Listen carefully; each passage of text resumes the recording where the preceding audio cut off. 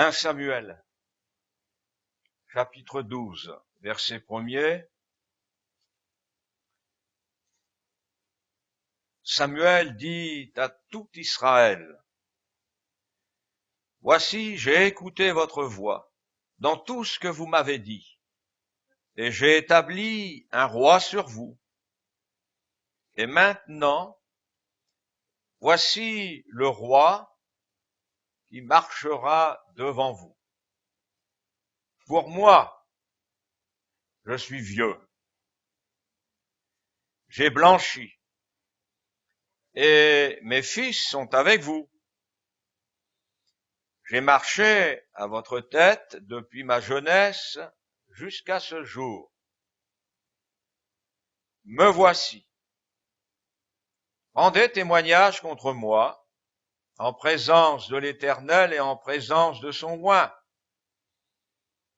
De qui ai-je pris le bœuf et de qui ai-je pris l'âne? Qui ai-je opprimé et qui ai-je traité durement? De qui ai-je reçu un présent pour fermer les yeux sur lui? Je vous le rendrai. Ils répondirent: Tu ne nous as point opprimés, et tu ne nous as point traités durement, et tu n'as reçu de la main de personne. Nous arrêtons là notre lecture. C'est quand même extraordinaire, et c'est ce que je nous souhaite à tous,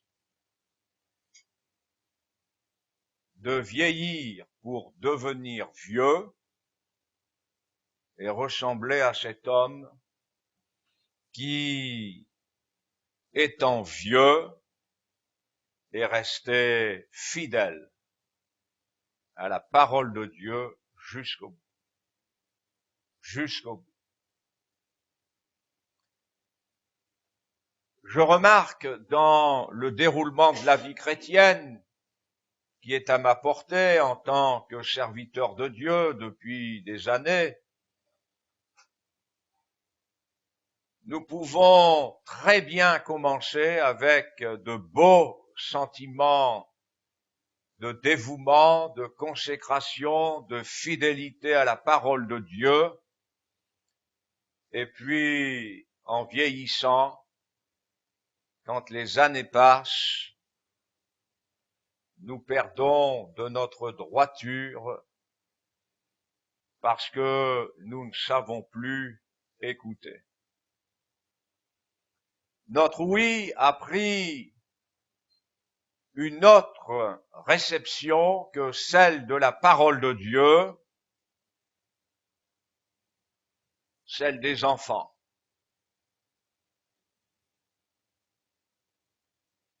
Souvent, ce qui nous fait changer dans notre consécration, n'est pas forcément l'esprit du monde directement, mais par l'intermédiaire des fils, des filles selon la chair.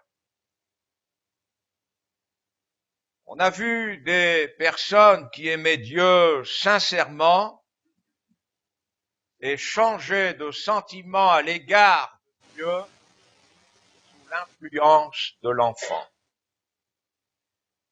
Vous savez ce que dit la Bible: malheur au pays dont le roi est un enfant. Et je crois, je n'ai pas choisi ce message en pensant à vous d'une manière particulière, mais ce message est venu sur mon cœur dans ma communion de serviteur avec le Seigneur pour ce matin. Et je crois sincèrement qu'il y a des choses à revoir, et même d'une manière urgente. Que la parole de Dieu qui nous est annoncée, qui est annoncée dans ce lieu, n'est pas un moment pour meubler un culte ou une réunion. C'est, je l'espère, pour chacun d'entre nous, toujours un moment où le Saint-Esprit doit nous parler de la part de Jésus. Tout ce que nous entendons qui est inspiré du Seigneur, c'est Jésus qui l'a voulu. Il a missionné le Saint-Esprit, et pourvu que nous ne ressemblions pas au fils de Samuel, qui s'était rangé du côté du plus grand nombre, du côté de la mode, du côté de l'état d'esprit du moment. Et nous savons que dans l'Église de Jésus-Christ, il y a même jusqu'à des antéchrists qui sont sortis du milieu de nous. Et comme Jésus l'a dit, il nous faut veiller. Veiller non pas sur les autres, mais sur notre propre vie, sur notre écoute,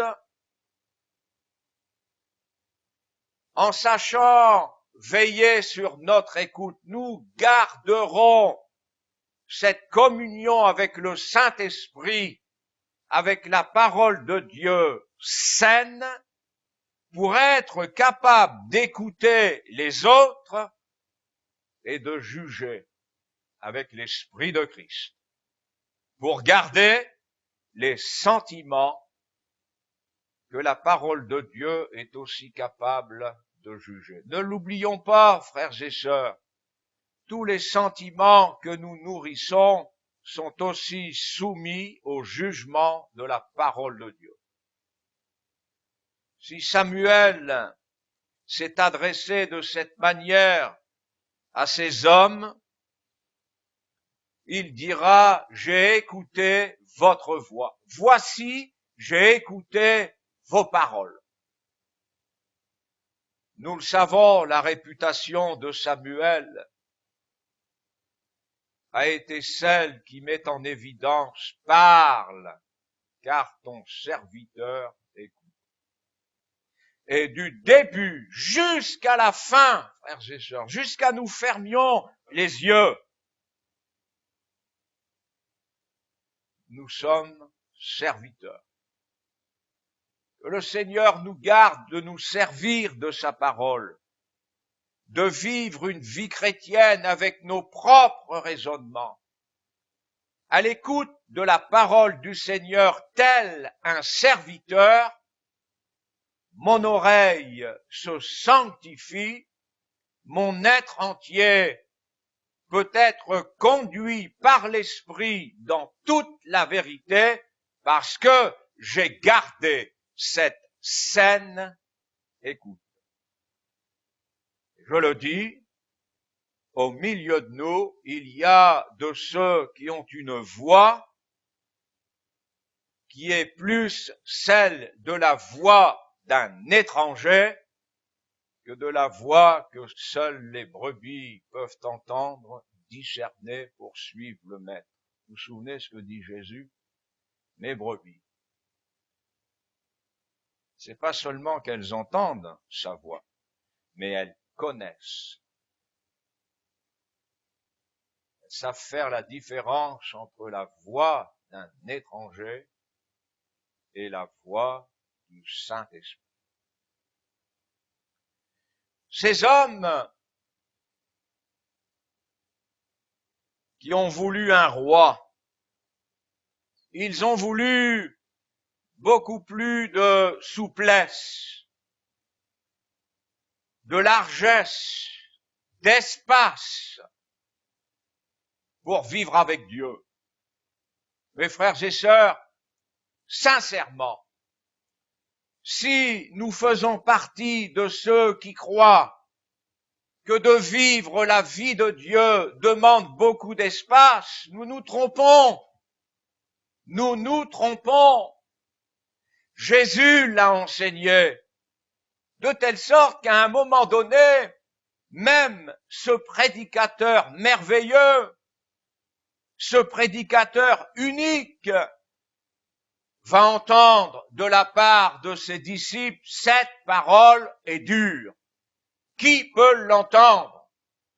Et quand ils ont voulu partir, Jésus a dit à ceux qui restaient, vous n'avez pas envie de partir avec eux? Parce que Jésus n'avait pas l'esprit large, vous savez. Et pourquoi? Parce que le salut, c'est sérieux, frères et sœurs. Travaillez à votre salut avec crainte et tremblement. Le salut, il n'est pas jusqu'à ce que je devienne vieux, comme un vieux religieux, comme un vieux qui ne connaît plus la voix de Dieu, comme un vieux qui est devenu aveugle. Il tombera sur sa tête, il mourra, il sera jugé. Le salut, c'est pour entrer dans l'éternité. C'est pas parce qu'un jour je suis passé par les eaux du baptême. Ce n'est pas parce qu'un jour j'ai demandé pardon au Seigneur. Il y en a combien qui sont passés par ces étapes extraordinaires, merveilleuses, qui pour ma part ont marqué ma vie tous les jours jusqu'à mon dernier souffle. C'est ce que je souhaite de tout mon cœur et de tout mon être entier. Mais combien on fait de ce pardon, de cet engagement par les eaux du baptême, de cette expérience même du baptême dans le Saint-Esprit, des choses qui ne veulent plus rien dire. On a cessé d'écouter. Dès la première fois où Samuel va voir le Seigneur se présenter à lui, ce n'est pas pour entendre des encouragements, ce n'est pas pour entendre celui qui a l'esprit large, pour lui parler d'une manière universelle, des choses spirituelles, et chacun prend ce qu'il veut. Mais ce jeune Samuel, qui était un pré-ado, va entendre parler de choses dures. Vous vous rappelez ces paroles qu'il a entendues pour écouter Dieu? Dieu lui parle de ces jugements qu'il va faire tomber sur la maison de celui qui lui en fait voir le service, qui lui enseigne comment se comporter dans la maison de Dieu, qui lui-même lui a dit, il faut que tu écoutes, il faut que tu écoutes. Et lui, ça faisait longtemps qu'il n'écoutait plus. Et ça faisait longtemps que le jugement de Dieu était tombé sur lui. Et le Seigneur a révélé à cet enfant ce qu'il allait faire dans la maison d'Élie. Mais ce serait un scandale pour certains qui sont dans cette salle de dire des choses pareilles à un enfant de 10, 12 ans. Une enfant de 5 ans a dissocié à ses parents au sentier. Je me demande pourquoi je suis venu au monde à 5 ans. Et nous, en vieillissant, on n'a même pas besoin d'être atteint par l'Alzheimer. On est déjà devenu pratiquant d'une débilité ou captif d'une débilité parce qu'on ne sait plus écouter. Si je sais écouter la voix de Dieu, alors je saurai écouter ceux qui égarent le peuple de Dieu. Samuel fait ce constat qu'il assume, mais pas comme une victime. Ce qui est terrible, c'est de voir des parents qui sont devenus des victimes devant leurs jeunes gens. Samuel est droit. Samuel est debout. Mes fils sont avec vous, mais pour autant, je ne serai pas de votre côté. Pour autant, voici la voix du Seigneur. Voici le résultat que le Seigneur a fait dans ma vie. Dites-moi un reproche. Faites-moi savoir un manque de droiture. Personne ne pouvait rien dire. Quand on est à l'écoute du Seigneur, le Seigneur nous enseigne. Le Seigneur établit ses fondements dans notre vie et nous évitons de courir à tout vent de doctrine. Et je dis, frères et sœurs, que dans nos assemblées, ceux qui parlent comme ceux qui étaient avec les fils de Samuel ou comme les fils de Samuel, ce sont des fausses doctrines, ce sont des vents contraires au vent de l'esprit, ce sont des forces qui ne sont pas voulues par le Seigneur sortant de sa nature, de sa personne. Les forces que nous avons par Jésus nous maintiennent dans la parole. Non seulement elle nous guérit de nos maladies, elle nous délivre de nos frayeurs, de nos torpeurs, mais aussi de la mauvaise voie, des mauvais penchants, des mauvais sentiments. Aujourd'hui, vous avez des chrétiens, ils sont capables d'être membres d'une assemblée, ils sont capables d'être inscrits sur le registre de l'assemblée, mais ce sont des étrangers parce qu'une mentalité étrangère à la vie de Dieu.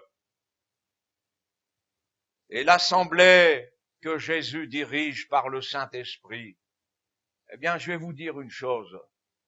Le monde, quand il nous regarde, nous sommes sectaires. Et il ne faut pas avoir peur de ça. Surtout pas aujourd'hui encore. Nous sommes des illuminés. Nous sommes durs. Parce que nous suivons Jésus. Et ceux qui ont l'esprit large, ce sont ceux qui font entrer dans la vie de Jésus, dans leur propre vie, et là autour d'eux, même dans la mentalité de leurs fils, l'esprit du monde, l'esprit du diable. Frères et sœurs, c'est sérieux, parce que c'est une question de salut. C'est pas une question d'ambiance, c'est pas une question d'épuration, c'est une question de sanctification. J'écoute. Et parce que j'écoute, je saurai ce que c'est que d'aimer pour servir le Seigneur avec cet amour qu'il nous a demandé. Rappelons-nous ces paroles. Avant que le Seigneur nous demande de l'aimer, il dit à Israël, écoute. Écoute, Israël, l'Éternel, notre Dieu est le seul éternel. Et c'est après qu'il dit, tu aimeras l'Éternel, ton Dieu, de tout ton cœur, de toute ton âme, de toute ta force. Et ces commandements que je te donne aujourd'hui. Mais comment pouvons-nous avoir la prétention de dire que nous aimons Dieu alors que nous ne l'écoutons plus? Vous savez ce que c'est? Ça, c'est du mensonge. C'est de l'hypocrisie. Si nous ne sommes plus capables d'écouter le Seigneur, nous ne l'aimons pas comme le Seigneur nous demande de l'aimer. Nous l'aimons comme nous aimons les choses du monde. Nous l'aimons comme nous aimons un bon plat. Bien sûr. Et c'est du mensonge. Je vous le répète, si nous ne sommes pas capables d'écouter, nous ne saurons pas aimer le Seigneur pour le servir, pour observer sa parole. C'est pas sectaire, ça? C'est biblique. C'est la voix de Dieu. C'est la voix du Seigneur. Mais quand on n'est pas sectaire, on aime tout. Mais on aime aussi le Seigneur. Combien de fois j'ai écouté ceux qui quittaient l'Église, qui s'en allaient dans le monde, qui s'en allaient à cause d'une fille, à cause d'un garçon. Mais j'aime le Seigneur. J'aime le Seigneur. Ben oui. Et j'aime aussi le péché. Eh bien, c'est cela la réalité. Mais c'est pas aimer Dieu comme Dieu nous demande de l'aimer. Aimer Dieu comme Dieu nous demande de l'aimer, nous en avons des exemples dans la parole de Dieu, et ce ne sont pas les anges qui sont cités en exemple, ce sont des hommes de la même nature que nous, notamment Samuel pour nous ce matin, qui lui n'a pas suivi ses enfants, il n'a pas suivi ses fils. Pour lui, c'était pas la réussite des enfants, c'était pas l'épanouissement des enfants. Pour lui, c'était la parole de Dieu, grandir dans les voies de Dieu, servir avec droiture, servir parce que c'est le Dieu unique, c'est le Dieu qu'il faut aimer de la bonne façon, de la bonne manière. C'est une question de salut, et nous le savons. Quand nous aimons Dieu comme nous aimons le monde, nous sommes perdus, nous sommes sur la voie de la perdition. Nous allons contester, nous allons dire c'est pas vrai, mais si, c'est vrai, tu n'es pas libre. Voilà une preuve, tu n'es pas libre. Jésus a rencontré ces gens qu'on peut rencontrer dans nos églises encore. Parce que pour moi, il est question de prêcher pour l'église, je prêche pas pour ceux qui sont absents. Mais Jésus va dire à ces hommes qui détenaient la loi à leur façon, avec un esprit très très large, il va leur dire, si vous demeurez dans ma parole, alors vous serez réellement libres, parce que vous connaîtrez la vérité, c'est la vérité qui nous rend libres. C'est pas nos raisonnements. Oh, il y a bien des années de cela avant que je sois au sentier.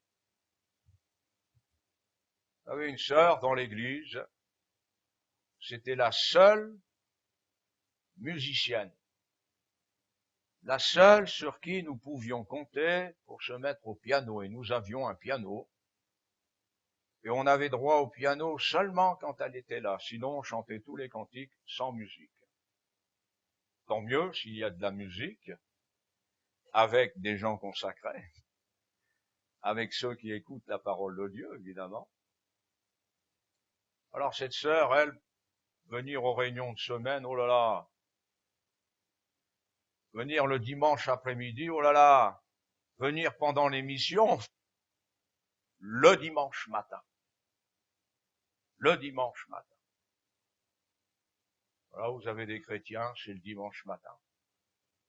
Je sais pas ce qu'il y a de particulier le dimanche matin, parce que je vous assure, les bonnes réunions de semaine, qu'est-ce qu'on se fait du bien, hein? La présence du Seigneur, on l'écoute, là. Qui pense que le Seigneur, le dimanche matin, il a mis son costume, et en semaine, il a les baskets. C'est plus intéressant d'être là le dimanche matin, quoi. Mais si encore c'était tout le dimanche, c'est même pas tout le dimanche. Et puis cette sœur savait bien, sans qu'on lui fasse de reproche, hein, elle était de plus en plus mal à l'aise. Et puis un jour, on ne l'a plus revue, je suis allé la voir, je lui ai dit, mais on vous voit plus. Et elle a commencé par me faire un signe avant de parler. Un peu comme le langage des sourds. Elle m'a fait ça. Vous savez ce que ça veut dire, ça? Ah, vous avez compris, vous comprenez, vous? Ah oui. J'ai dit, mais pourquoi tu te crois enchaîné? Elle dit, non, je suis pas libre, moi, je veux venir quand je veux. Ben, j'ai dit, c'est ce que tu fais. C'est ce que tu fais. Elle dit, oui, mais je sens bien que. Alors elle est partie, avec son mari. Comment pouvons-nous penser que le Seigneur nous enchaîne à notre instrument, nous enchaîne aux réunions? Mais je vais vous le répéter, Jésus a dit ceci. Et vous n'avez pas envie de partir? Si ma parole vous gêne, partez. Suivez-les. Mais il y en a quand même qui sont, avec la conversion, plus intelligents que les autres. Ils ont compris. Mais à qui irions-nous, Seigneur? Tu as les paroles de la vie éternelle. Alléluia. C'est ça notre dimension de vie à nous. Nous sommes là et nous avons les paroles de la vie éternelle. Mais quel bonheur d'être un affranchi. Et quand on est un affranchi, c'est pour une bonne raison. Et pourquoi la parole de Dieu demeure en nous? Pourquoi elle habite, elle reste, elle est implantée? C'est ce que ça veut dire. Non pas la parole de Dieu demeure en nous parce que j'ai ma Bible, il y a mon nom dessus, de temps en temps je la lis. Non, elle est dans notre être, dans notre esprit, sur nos mains, comme l'a voulu le Seigneur. Liez-la sur vos mains. Mais vous en avez, c'est resté quelque chose de physique, du moment qu'elle est posée pas loin d'elle. C'est comme si elle était sur les mains, puis de temps en temps on pose la main dessus. Ouais, non mais, il y en a, c'est comme ça. Alors j'ai pris l'avion pour aller en Israël, et puis je me suis retrouvé à côté d'un juif. C'est normal, hein, on va en Israël, il y a plus de juifs. Et à un moment donné, je l'ai vu, il a sorti une lanière, il a commencé à s'attacher comme ça. Il a mis un petit livre, et puis j'ai compris que j'étais à côté d'un religieux, quoi. Puis il a mis sa petite boîte dessus, et puis son châle, et puis il a commencé à faire ça à côté de moi. Voilà, on a des chrétiens comme ça dans nos églises. Mais enlevez les lanières, enlevez votre étiquette, et ouvrez le cœur. Alors Jésus, c'est formidable parce qu'ils ont compris le message. Quand Jésus leur a dit, si ma parole demeure en vous, et pourtant la Bible dit que plusieurs crurent en lui, et c'est à eux que s'est adressée cette forme de croyance, mais qui est vraiment une croyance diabolique. Mais diabolique. Pourquoi? Parce qu'on se sert des choses de Dieu pour être du côté du diable. Parce que ils ont compris. Mais nous sommes libres. Nous sommes des fils d'Abraham. Et Jésus a dit, mais si vous étiez fils d'Abraham, a-t-il dit, vous m'écouteriez. Et vous n'écoutez pas. Et quand Jésus fait le constat, vous ne m'écoutez pas. Pourquoi vous m'écoutez pas? Parce que vous n'êtes pas de Dieu. Vous avez une croyance, mais vous n'êtes pas de Dieu. Tout ce que vous entendez, tout ce que je peux dire, que j'ai essayé de vous enseigner, quand il a parlé de cette porte étroite, ce chemin resserré, non mais c'est pas quelqu'un qui a l'esprit large qui parle comme ça. Vous n'avez rien voulu savoir. Et votre père, c'est pas Abraham, c'est le diable. Jésus l'a dit, il a été menteur et meurtrier. Pourquoi est-ce qu'ils entendent de telles paroles? Parce qu'en vivant dans ce mensonge religieux, pseudo-spirituel, vous allez à la mort éternelle. Mais c'est important, frères et sœurs, d'écouter la parole de Dieu pour la mettre en pratique, pour la vivre. C'est notre vie, toute notre vie est là, même quand on se lève tous les matins. Alors, ceux qui ont l'esprit large, oh là là, tous les matins au réveil, oui, comme un feu. Comme un feu, je me lève, je suis avec Jésus. Je me lève, je sens la présence du Saint-Esprit. Je l'ai même senti cette nuit. Il m'a réveillé, il m'a fait méditer. C'était merveilleux. Que pensez-vous de ces paroles? C'est le prophète Ésaïe qui dit cela. Il éveille chaque matin, il éveille mon oreille pour que j'écoute comme écoutent des disciples. Et le verbe éveiller qui est employé, c'est chaque matin, il met le feu dans mes oreilles. C'est beau. Chaque matin, ça bouillonne. Chaque matin, mon cœur, je sais pas ce qui va m'attendre. Je sais pas ce que je vais affronter. Peut-être même que c'est une journée qui démarre mal parce que je sais ce que je vais vivre. Je sais ce qui m'attend. Mais c'est incroyable. Il y a un feu en moi. Vous savez, comme Jérémie. Jérémie disait, mais si je dis, je ne parlerai plus de lui, il y a comme un feu dans mes os. C'est impossible. C'est impossible. Et c'est ça la vie chrétienne. Mais des jeunes gens, des enfants ont besoin de cette vie pour ne pas faire comme les fils de Samuel Samuel a eu l'exemple devant lui des fils d'Élie. C'étaient des pervers. Ils étaient dans la maison de Dieu et ils vivaient comme des débauchés. Ils couchaient avec les filles, ils volaient, ils mentaient. Samuel a vu cet exemple tout jeune. Mais Samuel avait une oreille pour la parole de Dieu. Et certainement qu'en grandissant, il pouvait nourrir des sentiments pour dire, Seigneur, si mes fils devaient devenir comme cela, garde-moi, je ne les suivrai pas. Il est devenu vieux, ses cheveux ont blanchi, il est resté cet homme. Il n'avait pas un caractère plus fort que vous ou que moi pour réussir, on ne sait pas. Mais il avait l'écoute avec le Seigneur. C'est cela qui vous tient. Vous avez des personnes qui paraissent faibles, mais jusqu'au bout, fidèles au Seigneur, à l'écoute de la parole de Dieu, à l'écoute de cette parole qui doit être écoutée, et c'est tellement merveilleux. Quelle différence pour ceux qui viennent dans la maison du Seigneur avec l'écoute. Parce que c'est au travers de cette écoute qu'il développe le sentiment d'amour que Dieu veut voir dans nos vies. Et ça commence très vite, vous savez. C'est pas après des mois, des années de conversion que nous découvrons le véritable amour pour aimer Dieu. C'est dès la première minute, la première seconde. Quand il nous lave de tout péché, il y a une action du Saint-Esprit. Nous avons écouté un message qui a transformé notre vie et nous nous sommes mis à aimer, à avoir un sentiment pour les choses d'en haut, mais c'était extraordinaire et ce sentiment est resté et il doit rester jusqu'au bout. Comment est-ce que vous venez aux réunions?